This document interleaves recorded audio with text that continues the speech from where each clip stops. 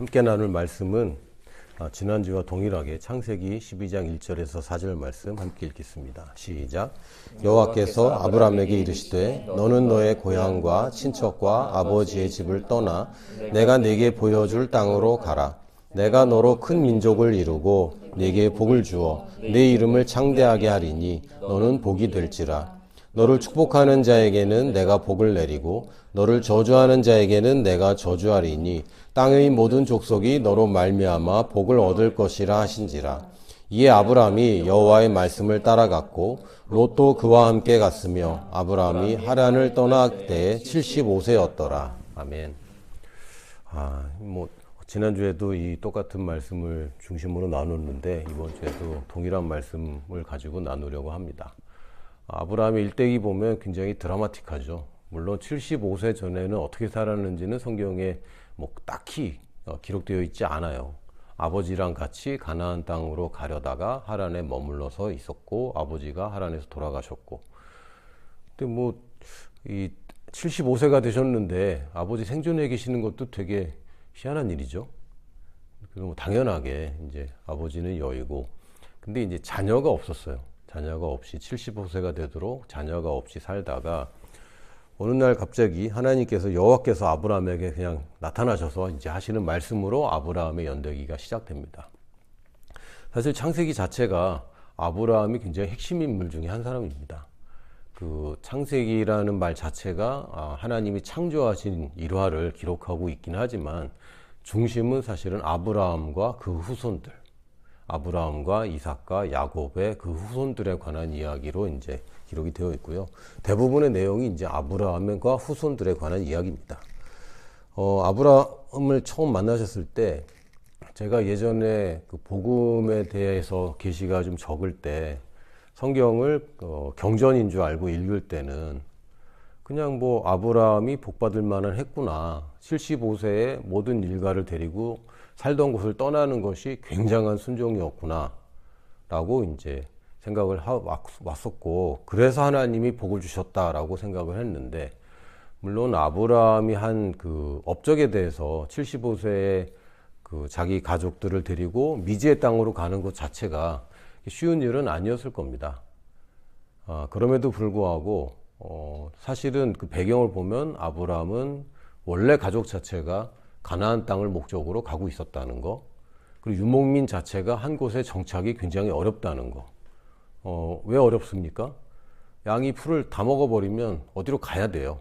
그러니까 어차피 가야 되는데 주변을 맴돌든지 아니면 아무도 소유하지 않은 내 땅을 찾든지 둘 중에 하나인데, 그래서 아브라함이 가나안 땅으로 가는 것 자체가 어마어마하게 갑자기 순종했다기보다는 아브라함이 할 수 있는 만큼의 하나님이 요구를 하셨고, 근데 어딘지를 가르쳐 주시지는 않았다고 되어 있지만 사실 아브라함 자체가 원래 가나안 땅으로 가던 그 역사가 있었기 때문에 당연히 출발할 때 그렇게 어렵지는 않았을 겁니다. 여러분이 이제 매일 직장을 가거나 어디를 가려고 이제 준비하고 있는데 하나님이 야, 일단 집을 나가라. 그런 말씀 주시면 알겠습니다 하고 나가는 게 그렇게 어렵지는 않았을 거잖아요. 그래서 아브라함이 순종을 되게 약한 순종을 했다라기보다도 하나님이 뭔가를 요구하시는데, 당시에 아브라함에게는 아들을 바치라 이런 요구가 있을 수는 없고요. 그것이 25년이 훨씬 지나서 아들을 갖는 믿음을 갖게 되고 점진적으로 아브라함도 믿음이 성장하는 것을 볼 수 있습니다. 아들을 바치는 믿음이 이제 아브라함의 이제 절정에 이르는 믿음이긴 했는데, 그 전에 주신 것은 아들을 주신 것이죠. 그러니까 아들을 바치는 믿음을 요구하기 전에 100세의 아들을 얻는 이 하나님의 역사를 경험하고, 또 이 아들에 대한 하나님의 분명한 약속을 들었고, 물론 그때 이삭이 몇 세였는지는 사실 모릅니다. 근데 적어도 한 10대 정도 되지 않았을까. 그러니까 아브라함이 주님과 동행한 지 거의 약 40년 정도 됐을 때의 정점에 이르렀을 때 아브라함에게 그 하나님이 요구를 하신 것이지, 처음부터 하나님이 아브라함에게 어마어마한 것을 이렇게 들이밀면서 순종해 그러면 복 줄게 라고 하신 것이 아니라, 하나님의 목적은 아브라함을 통해서 모든 민족이 복을 받는 것이 목적이지 아브라함 괴롭히는 게 목적이 아닙니다.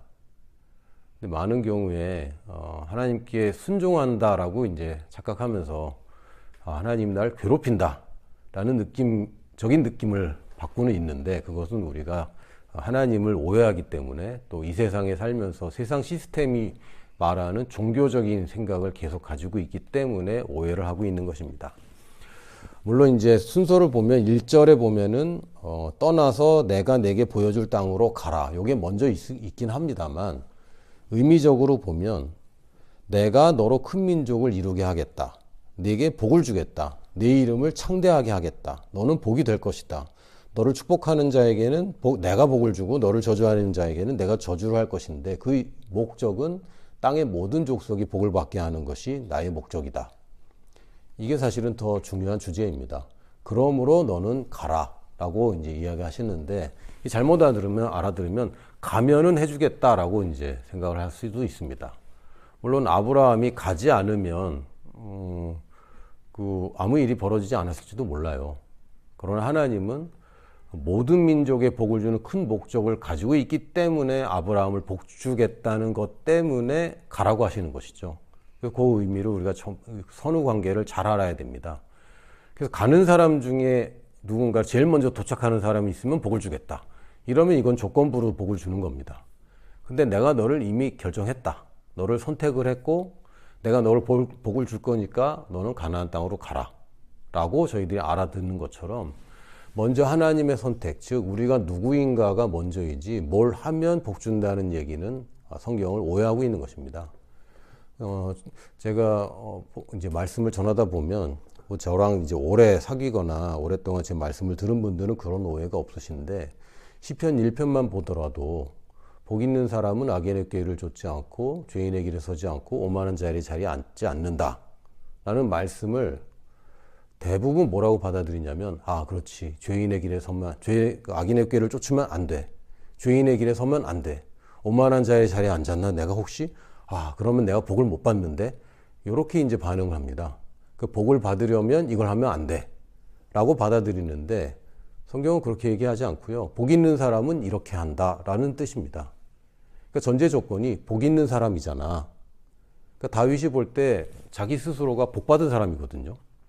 아브라함의 후손이고 기름 부음 받은 왕이고, 근데 자기가 고생을 했냐? 고생을 했지만 고생한 것과 상관없이 자기는 복 받은 사람인데, 복 받은 사람은 이런 거 안 해 라고 얘기하는 겁니다. 부자는 요플레 뚜껑 핥아먹지 않아, 약간 이런 느낌. 누가 그거를 SK그룹 회장한테 물어봤더라고요.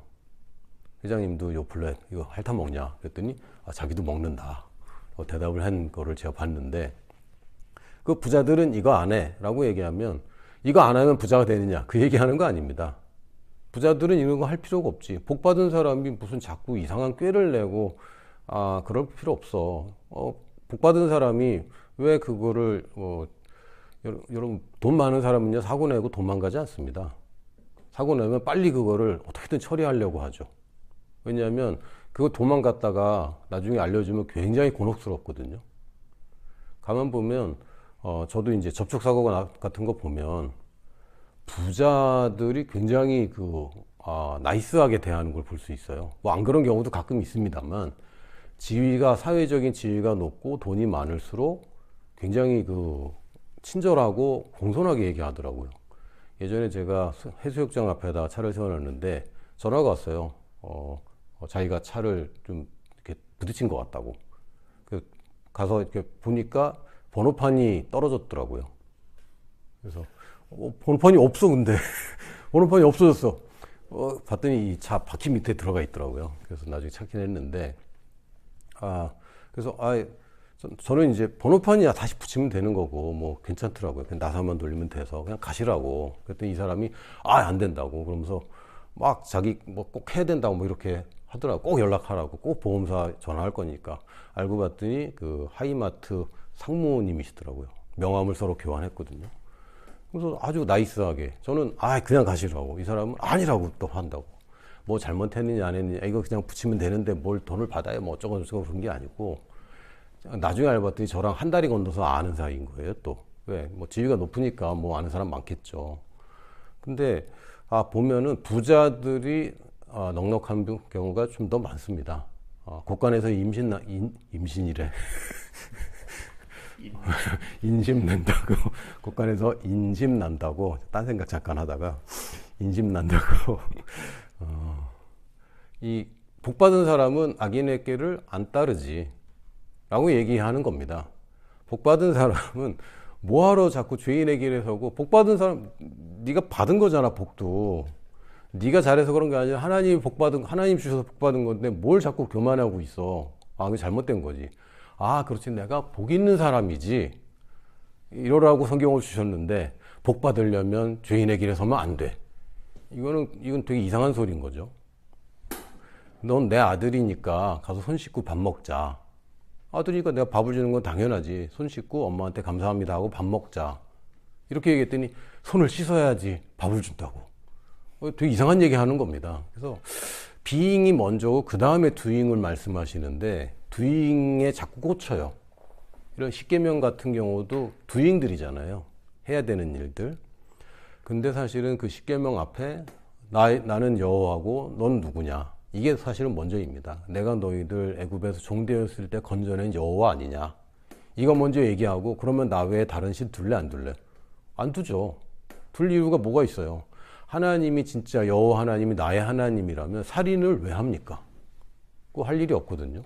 하나님이 부모님을 통해서 나에게 복을 주셨는데 부모님은 왜 공경 안 합니까? 이거 약속이 있는 계명인데, 내가 이 땅에서 잘 되고 장수한다는 것인데 이거 안 할 이유가 없어져요. 그래서 이거 율법도 사실은 그 본질을 알게 되면 이거 당연한 거고 우리한테 좋은 것들인데, 본질은 잃어버린 채 율법만 자꾸 강조하다 보니까 예수님이 바리새인들에게 아주 치를 떠셨습니다. 예수님이 말이 거친 분은 아닌 것 같은데 욕을 한 장면이 나오잖아요. 독사의 자식들아, 독사의 아드님, 따님들, 이렇게 얘기하지는 않았을 거고, 새끼라는 표현을 쓰시지 않았을까라고 생각을 합니다. 그 정도로 율법에 치를 떠신 이유가, 사실은 우리도 이 경각심을 가져야 됩니다. 내가 신앙생활을 얼마나 했든지 간에, 복음에 대해서 얼마나 들었든지 간에, 또 내가 뭔가를 해야 되는 입장으로 자꾸 들어간다면 내가 정신 차려야 된다. 다시 내가 누구인가로 들어가야 됩니다. 마태복음 5장 13절에서 16절, 한국 또는 전 세계에서도 이거 성경 구절 굉장히 오해하고 있는 구절 중에 하나인데, 너희는 세상의 소금이니, 너희는 그냥 세상의 소금이다부터 시작했는데 우리는 자꾸 받아들일 때 나는 세상의 소금이 돼야 됩니다, 이렇게 자꾸 받아들입니다. 이거 잘못 반응하는 거예요. 소금이 만일 그 맛을 잃으면 무엇으로 짜게 하리요? 후에는 아무 쓸데없어 다만 밖에 버려져 사람에게 밟힐 뿐이니라. 나는 소금이다 와 내가 소금이 돼야 되는 완전 다른 얘기입니다. 나는 소금인데 짠맛을 내가 내면 되겠구나. 왜? 이거 소금은 당연히 짜거든요. 소금을 안 짜게 할 방법이 없어요. 그래서 나는 소금이다가 분명해지면 짠맛 내는 거는 그냥 당연하게 따라오는 두잉이 됩니다. 근데 자기가 자꾸 소금이 돼야 된다고 여기면 짠맛을 내는 게 너무너무 어렵죠.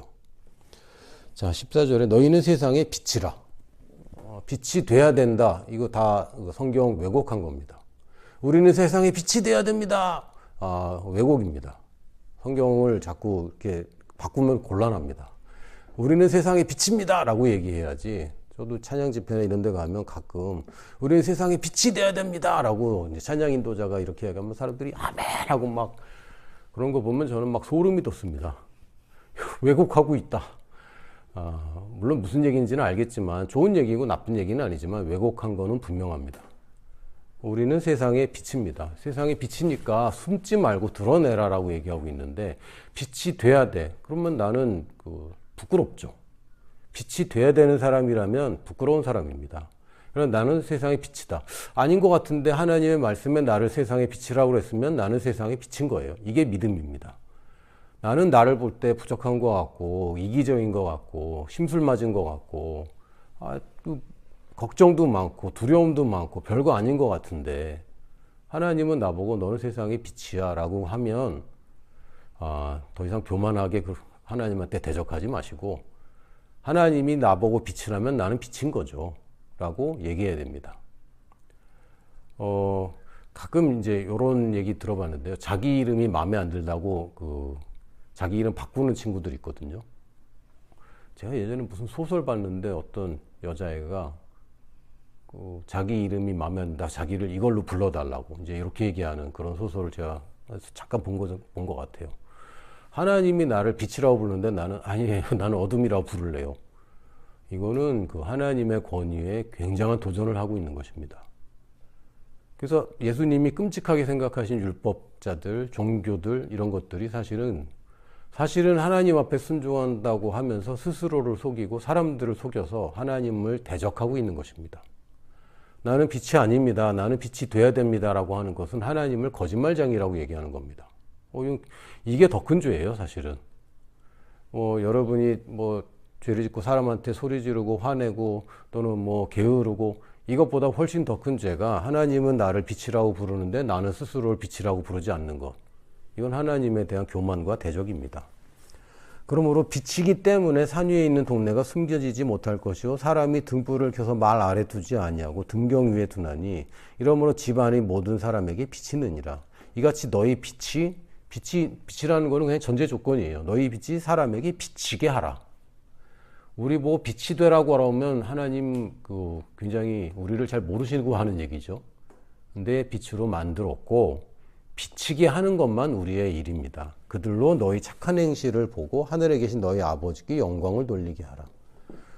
이거 완전 반대로 하고 있어요. 나는 어둠인데 어떻게든 착한 행실을 보여줘서 내가 영광 받으려고 하는, 그러니까 앞뒤가 완전히 안 맞는, 그걸 우리가 종교 혹은 외식이라고 표현하는 겁니다.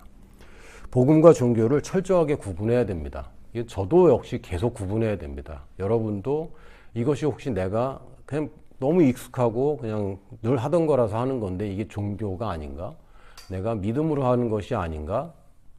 이거 여러분이 꼭 살펴보셔야 됩니다. 굉장히 많이 있습니다. 말씀은 듣는 이에게 좋은 소식입니다. 말하는 이에게 좋은 소식이 아니라 듣는 사람에게. 늘 예를 드는데 이게 혹시 나에게 숨은 이 소망이 자꾸 표현되는 게 아닌가 싶긴 하지만 로또를 맞았다. 이게 그럼 말하는 사람에게 좋은 소식이죠. 그래서 오늘 점심 사겠다. 이래야 듣는 사람에게 좋은 소식입니다. 그래서 예수천당 불신지옥. 제가 이거 표현을 좀 싫어하는 이유가 마지막에 불신지옥 때문에 그렇습니다. 결론이 불신지옥이라면 듣는 사람이 불쾌하다면 이거는 복음이 아닌 거죠. 물론 복음을 전했는데 불쾌하게 여기는 사람 분명히 있습니다. 우리가 빛을 비추면 빛으로 오는 벌레들도 있고요. 빛을 피해 도망가는 벌레들도 있습니다. 죄인들이 벌레라는 건 아니고 그렇다는 표현입니다. 그렇죠. 우리가 복음을 전할 때 사람들이 그걸 다 좋아하지는 않을 겁니다. 그러나 이 사람을 위해서 하는 이야기지 이 사람 심판하려고 하는 얘기가 아닌 거죠. 복음은 듣는 사람에게 좋은 소식이라 우리가 말씀을 읽을 때마다 나한테 좋은 소식이 들리는 거예요. 그래서 말씀이 즐거워지는 것이고 말씀을 읽는 것이 우리에게 더 이상 계명이나 하나님 말씀을 자꾸 들어야 돼, 많이 읽어야 돼라는 것이 우리에게 억압이 되어서는 곤란합니다. 왜? 나한테 좋은 소식인데 매일 통장 계좌를 확인해 라고 하면은 이거는 율법이 되는 거죠. 그러나 매일 통장에 돈을 넣어주면 저는 계속 매일 계좌를 볼 것 같아요. 혹은 내 계좌에 돈이 많으면 계속 열어볼 것 같아요. 없어도 열어보겠지만. 말씀은 듣는 이에게 좋은 소식입니다. 그러니까 우리가 하나님 말씀을 들을 때 나한테 좋은 소식으로 들어야지 나한테 나쁜 소식으로 듣고 있다면 지금 하나님을 굉장히 오해하고 있는 것입니다. 말씀이 적용된 나의 인생 자체가 복음입니다. 왜요? 내가 빛이니까. 이 성경에 나의 말이 내가 전하는 복음이 소금이다 라고 되어 있지 않고요. 내가 복음을 전할 때 내가 그 복음이 빛이다 라고 되어 있지 않고 내가 빛이고 내가 소금입니다. 소금에게서 나가는 거는 짠맛이죠. 빛에서 나가는 것은 밝음이죠. 나의 인생이 복음입니다. 여러분이 복음을 들었고 여러분 예수님 믿고 거듭난 게 맞다면 어찌됐든 간에 여러분의 인생과 여러분의 생각과 말과 행동과 선택은 복음입니다. 물론 복음 외에 다른 것들이 많이 섞여 있는 것들이 문제일 뿐이지 그렇다고 여러분이 복음이 아닌 것은 아닙니다. 소금에 불순물이 좀 섞여 있지만 소금인 것은 소금인 거예요. 그래서 나 스스로를 나는 이 세상의 소금이며 이 세상의 빛이다. 여러분 교회의 소금도 아니고 교회의 빛도 아닙니다. 세상의 소금이고 세상의 빛입니다. 내가 빛나야 할 곳은, 교회에서는 그럴듯하게 신앙이 있는 척 하지만 세상에서 빛으로 소금으로 살고 있지 않다면 여러분 착각하고 있는 겁니다. 아, 내가 세상에서 빛이구나.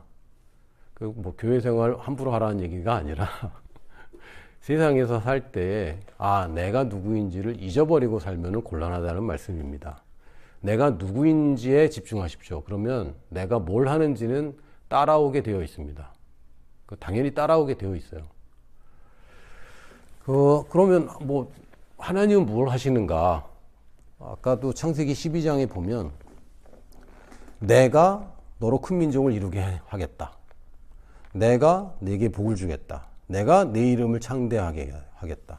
내가 네가 복이 되게 하겠다. 사실 중요한 건 하나님이 다 하시는 거예요. 사실은. 그냥 우리는 빛인데 태양과 같은 빛이 아니라 달과 같은 빛입니다. 반사하는 것이죠. 우리가 소스 근원이 사실은 우리에게 있는 것은 아닙니다. 그러나 이 세상에서 볼 때는 우리가 근원인 거예요. 수돗물을 틀면 수돗물이 나오죠. 수도꼭지가 근원인 것처럼 보이지만 물론 근원입니다. 우리 집에서는 이 수도꼭지가 근원이에요. 그러나 상수원이라는 건 따로 있어요. 마찬가지로 하나님이 뭔가를 하십니다. 주님이 가장 중요한 걸 하시고, 그래서 내가 그걸 받아서 이런 역할을 하게 되어 있습니다. 마태복음 28장 18절에서 20절을 보면 창세기 12장을 살짝 변주한 것 같습니다. 예수께서 나와 말씀하여 이르시되 하늘과 땅의 모든 권세를 내게 주셨으니 그러므로 너희는 가서 모든 민족을 제자로 삼아 아버지와 아들과 성령의 이름으로 세례를 베풀고 내가 너희에게 분부한 모든 것을 가르쳐 지키게 하라. 볼지어다 내가 세상 끝날까지 너희와 항상 함께 있으리라 하시니라. 주님이 중요한 건 다 하시는 거예요. 모든 권세를, 하늘과 땅의 모든 권세를 예수님이 이미 가지셨습니다. 이게 없어서 곤란했거든요, 우리가. 우리는 뭐 그 시절에는 안 살아봐서 잘 모르지만 하늘의 권세와 땅의 권세를 누군가가 가져야 되는데, 아담이 원래는 땅의 권세를 가졌어야 되는데 이거를 사탄이 가지고 있어서 이렇게 어려웠거든요. 근데 예수님이 아무도 할 수 없는 일을 예수님이 홀로 묵묵하게 모든 오해를 다 감수하면서 모든 모욕을 받아가면서 그거를 완수하셨습니다.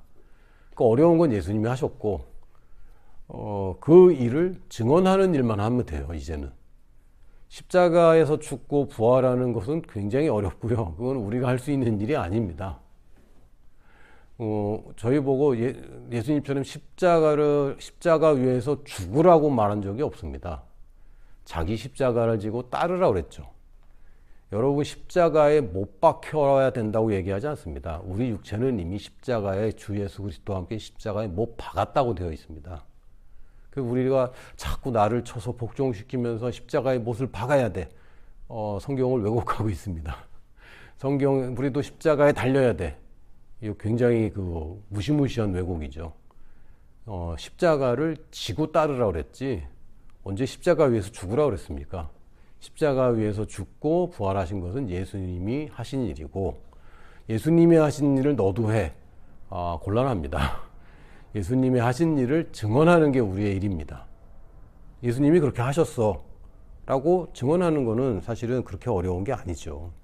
그러면서 모든 권세를 내게 주셨는데 내가 너희와 항상 함께 있겠다. 너의 힘과 너의 권세는 다 나한테서 비롯되는 거고, 너의 힘과 너의 권세만으로 하려고 하지 말고 내 힘으로 하고 나의 권세로 해라. 이 예수님이 우리에게 주시는 겁니다. 이거보다 더 큰 축복이 사실은 없어요. 내가 도와줄게, 이거 하자라고 할 때는 이렇게 이걸 나한테 주시다니 너무 감사합니다라고 해야지 왜 하필이면 접니까? 라고 얘기할 건 아니죠. 그래서 우리가 축복에 대해서 얘기할 때 고쳐야 되는 개념 중에 가장 큰 고쳐야 될 부분이 있다면 저는 나를 향한 하나님의 사랑 고쳐야 됩니다. 나를 통한 하나님의 사랑으로. 나를 향해서 나한테서 끝나는 사랑이 하나님의 뜻이 아닙니다. 아브라함이 받은 축복은 아브라함을 통해서 모든 족속에게까지 가는 축복이지, 아브라함을 축복해서 아브라함이 부자가 되게 하는 건 그건 그냥 부수적으로 딸려오는 거예요. 당연히 그냥 딸려오는 것입니다. 하나님의 일을 하고 하나님의 목적대로 사는 사람이 가난하거나 비참하게 사는 것은 되게 이상한 일입니다. 어느 정도냐면 여물을 떠는 소의 입에 망을 씌우지 말아라. 이게 소를 위해서입니까? 하나님이 동물 복지에 관심이 있어서 그러신 걸까요? 아닙니다. 야, 소도 그렇게 하는 거야. 하나님의 원칙입니다. 소가 너를 위해서 도와줄 때는 그 부산물을 충분히 먹게 해줘야 돼. 이게 내 원리야. 라고 설명하시는 거고, 그 원리대로 사는 사람들은 당연하게 하나님의 일을 하면 나도 거기서 나오는 걸 내가 먹는 게 당연하지 라고 아는 것이죠. 그래서 아브라함을 축복하는 게 목적이 아닙니다. 아브라함을 통해서 모든 족속까지 축복이 가는 게 하나님의 목적인 것이고, 나를 향한 하나님의 축복이 아니라 나를 통한 하나님의 축복입니다. 땅의 모든 족속과 모든 민족이 받게 될 축복을 나를 통해서 하시겠다는 거예요. 이건 되게 좋은 일이죠. 가끔 이런 거 있잖아요. 제가 이제 대표로 있다 보면, 제가 이제 커미션의 대표로 있었는데, 저는 가서 돈을 전달할 뿐인데 대접은 제가 받는 경우가 꽤 있습니다. 또 지난번에도 베트남 수해 때문에 제가 송금을 했는데 선교사님의 감사 인사를 제가 받죠. 송구스럽습니다만 신나는 일입니다. 내가 한 것도 아니고 다른 사람이 한 건데 인사는 내가 받아요. 이거 되게 좋은 일이죠. 기분 좋고 좋은 소식을 전하는 사람들이 받는 대접, 이게 하나님 우리에게 주신 축복입니다. 그 다윗 그 연대기에도 보면 그 압살롬이 죽어요. 전쟁이 이겼다. 근데 압살롬이 죽었다. 이 두 가지 소식이 발생이 됐는데, 먼저는 압살롬이 죽었다라는 소식만 먼저 듣고 한 명이 벌써 출발합니다. 다윗에게 가서 알리려고. 근데 두 번째가 뭐라 하냐면, 전쟁이 이겼다는 소식을 제가 전하고 싶습니다. 이렇게 얘기합니다. 근데 요압이, 야, 그 다윗 폐하께서는 압살롬 죽은 것 때문에 그 얘기하면 그 좋은 소식이 아닐 거다. 가지 말아라. 근데 제가 앞에 간 녀석을 따라잡을 수 있습니다. 그리고 얘가 진짜 따라잡아서 먼저 가요. 먼저 가서 뭐라 하냐면, 전쟁이 이겼습니다. 라고만 얘기해요. 내 아들은 어떻게 됐냐 그랬더니 모르겠는데요. 시전하고 나중에 온 애가 압살롬이 죽었습니다라는 소식을 하니까 다윗이 너무 슬퍼하는 거죠. 좋은 소식을 전하는 사람은 대접받고요. 나쁜 소식 전하는 사람은 그 나쁜 소식과 더불어서 되게 이 사람 잘못이 아닌데도 이상하게 돼요. 근데 좋은 소식을 전하는 사람은 자기가 한 게 아닌데도 대접을 받습니다. 그럼 그거 아십니까? 그래서 승전보를 전하는 것은 굉장히 영광스러운 거고 너도 나도 하고 싶은 일입니다. 우리가 복음을 전한다고 하는 것은 사명, 어려운 일, 순교 이런 게 아니라 이걸 전하면 내가 대접받거든요. 이게 되게 좋은 거죠. 그래서 내가 지금 나의 삶 자체가 복음이고, 내가 이걸 사람들한테 전달하면 내가 한 거는 아무것도 없는데 예수님 하신 것 때문에 내가 대접받는 거야. 이게 우리가 가지고 있는 복음에 대한 제대로 된 개념입니다. 그러니까 내가 하는 일이 있어요. 뭐냐면 가서 만나서 드러내는 거는 내가 해야 됩니다. 증언은 증인만 할 수 있어요. 변호사가 증언 못 합니다.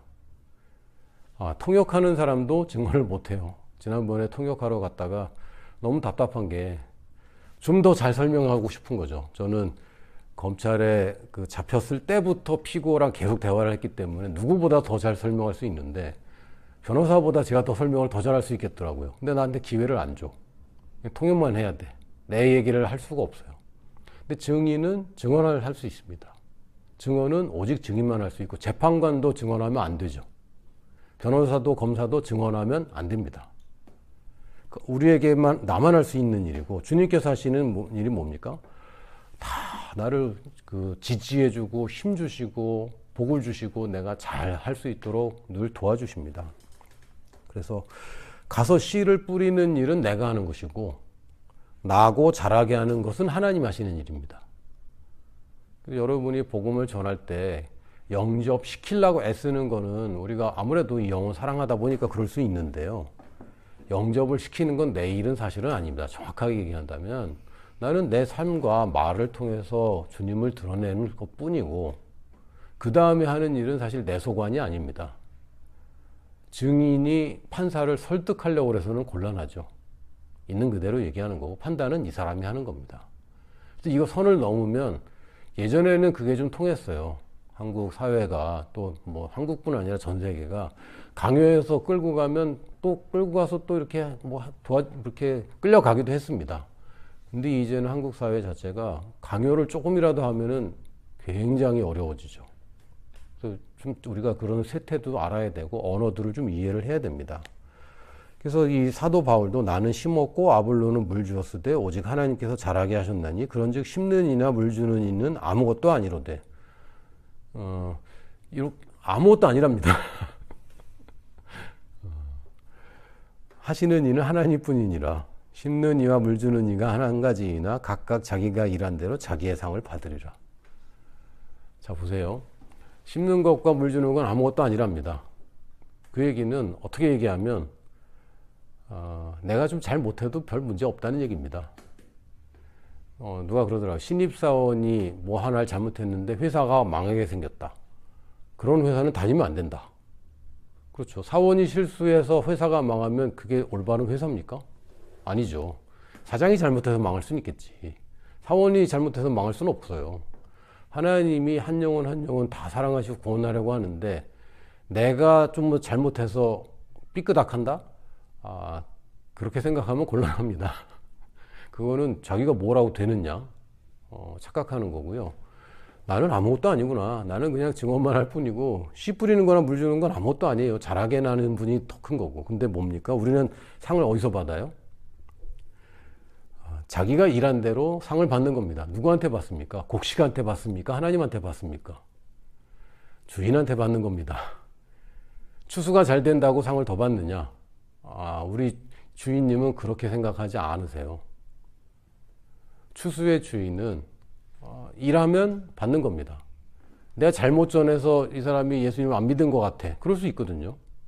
또 나의 삶을 보고 사람들이 예수님을 안 믿을 것 같아. 그럴 수 있어요. 그러나 내가 노출시킨 만큼 내가 누구인지를 정확하게 얘기하는 만큼 사람들이 복음을 듣게 되는 것이고 나는 이 사람이 영혼 구원 받는 걸로 내가 상이 받는 게 아니라 잘하게 하시는 분은 하나님이고 추수의 주인이 나한테 삭슬 주시는 겁니다. 여러분의 추수의 주인이 아닙니다. 하나님이 주인이시고 뭐라고 되어 있다고요? 아무것도 아니로되 할렐루야. 내가 하는 일은 작은 근데 그거 안 하면 아무 일도 안 일어나는 거죠. 내가 하는 거 별거 아닌 거구나. 이거 그렇게 중요한 게 아니구나. 근데 이거 없으면 아무 일도 안 일어나요. 씨를 안 뿌리면 아무 일도 일어나지 않습니다. 그래서 우리가 씨를 뿌리는 거고 믿음으로 뿌리는 겁니다. 믿음으로. 씨를 뿌리는 사람들은 다 믿음으로 뿌립니다. 왜? 이게 날까? 난다고 믿고 뿌리는 거죠. 그래서 우리가 복음을 전한다라고 하는 것은 단지 우리가 누군가를 만나서 그 사람에게 내 삶을 보여주는 겁니다. 여러분 업무적으로 만나든 뭘로 만나든 간에 그 사람이 그리스도인을 만날 수밖에 없어요. 왜? 내 정체가 그리스도인이기 때문에.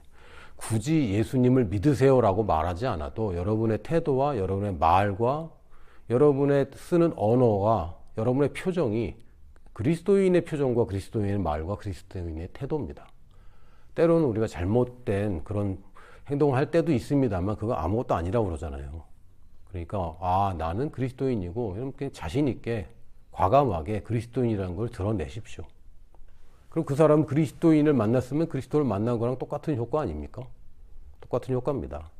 그래서 이 사람들에게 그걸 자꾸 보여주는 거예요. 나를 통해서 이 사람이 영접까지 가진 않더라도 한 발짝 갈 수 있고요. 또 힘들 때 생각나는 사람이 이 사람인 겁니다. 저도 뭐 여러 번 경험했지만 제가 막 복음 전할 때는 꿈쩍도 안 하는 것 같은데 나중에 힘들 때 연락 오더라고요. 그런 사람들이 있습니다. 그래서 심으면 바로 거둔다. 그런 시 있으면 참 좋겠지만 심으면 또 자라는 시간이 또 필요하잖아요. 물 주는 사람도 필요하고. 그래서 우리가 넉넉하게 믿음으로 씨를 뿌리는데 우리가 알고 있는 옥토냐 또 돌짝밭이냐 가시덤불이냐 또는 또 뭐가 있죠? 길가냐. 이 비유도 보면은 자꾸 자기를 자꾸 바친 줄 알아요. 그래서 내가 마음밭이 좋아야 되는데 나는 길가 같아. 나는 돌짝밭 같아. 나는 가시덤불 같아. 그럼 괜찮습니다. 그렇게 적용도 가능합니다. 그러나 원래 주제는 뭡니까? 예수님이 뭐라고 하셨냐면 그런즉 씨 뿌리는 비유를 들으라 이렇게 말씀하셨습니다. 씨 받는 비유가 아니고요. 땅에 관한 비유가 아니라 이건 씨 뿌리는 비유입니다. 그러니까 우리는 씨를 뿌리는 사람 입장에서 이 비유를 자꾸 받아야 되는데 자꾸 땅이 돼서 받아요. 그렇게 해도 뭐 좋은 의미가 있긴 있겠지만 본질은 씨를 뿌리는 사람들에게 하시는 말씀입니다. 네가 씨를 뿌리면 덜어는 길가도 떨어져. 덜어는 돌짝밭에도 떨어져. 덜어는 가시덤불에도 떨어져. 근데 덜어는 옥토에 떨어지는데 여기서 수확이 다 나와. 30배, 60배, 100배가 나온답니다. 수치적으로 4분의 1만 옥토에 떨어져도 절대 손해보지 않습니다. 저도 뭐 벤처 스타트업 해본다고 뭐 이렇게 좀 활동을 해보긴 했는데 제일 이해 안 가는 사람들이 엔젤 투자자들인 거예요. 스타트업들이 사실은 아무리 봐도 이거 신규 시장을 개척하겠다는 거잖아요. 없는 걸 만들겠다는 건데 이 사람이 뭐 10억, 20억을 어떻게 투자하지? 버릴 수도 있는데 이렇게 이제 저는 생각하고 이 사람들 도대체 진짜 완전 엔젤이구나 생각했는데 이 사람들 만나보니까 이 사람들의 논리는 10개를 투자했는데 그 중에 하나만 대박 치면 다 거기서 수확이 된대요.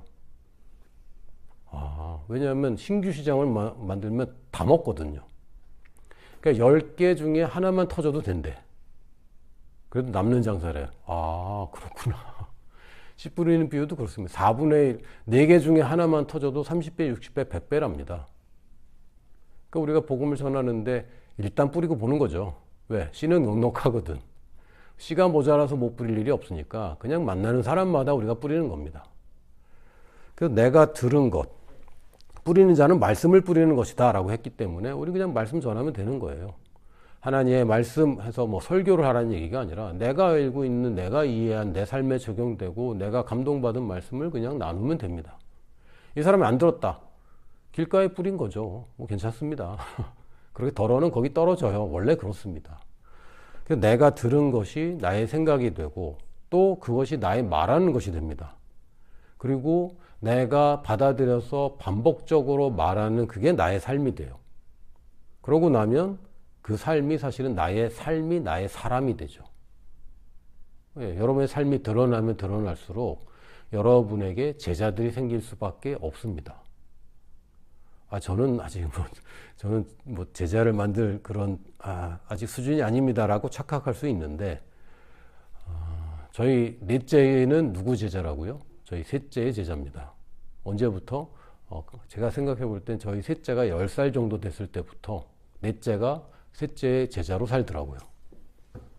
한 9살, 10살 되니까 동생을 돌보기 시작하고 요새는 좀 부리기 시작합니다. 꼼짝 못해. 이건 우리 딸이 듣진 않겠지만 이제 충전선이 자주 고장 나잖아요. 충전선이 고장 났는데 자기 거 제가 끊어졌거든요. 마지막에 네가 쓰다가 끊어졌으니까 네가 사놔. 이렇게 되는 거죠. 그럼 이제 막내는 또 어쩔 수 없이 또 충전선을 사야 된대. 아빠 보고. 그럼 또 아빠가 그냥 사줍니다.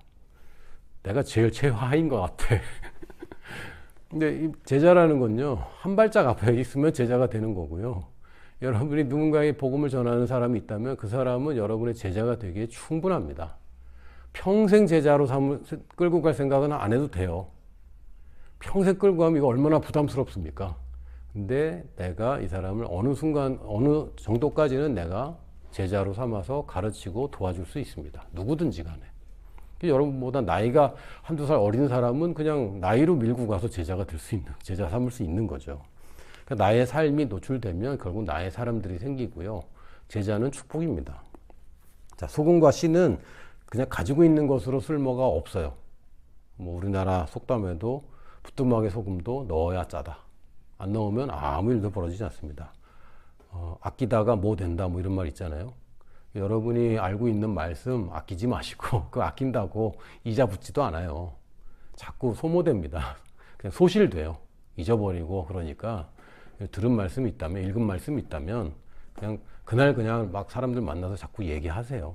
그게 남는 장사입니다. 주님께서 원하시는 것은 내 앞에 이 사람이 나를 통해 복을 받는 것입니다. 다시 얘기하면 여러분이 영업을 한다면 혹은 고객을 만났을 때 여러분이 하는 일은 우리 회사에 좋은 것을 이 사람이 누리게 하는 겁니다. 이 사람 돈을 뜯어내려고 생각하지 마시고 어차피 그 사람 돈은 회사가 받지 여러분이 받는 거 아니지 않습니까?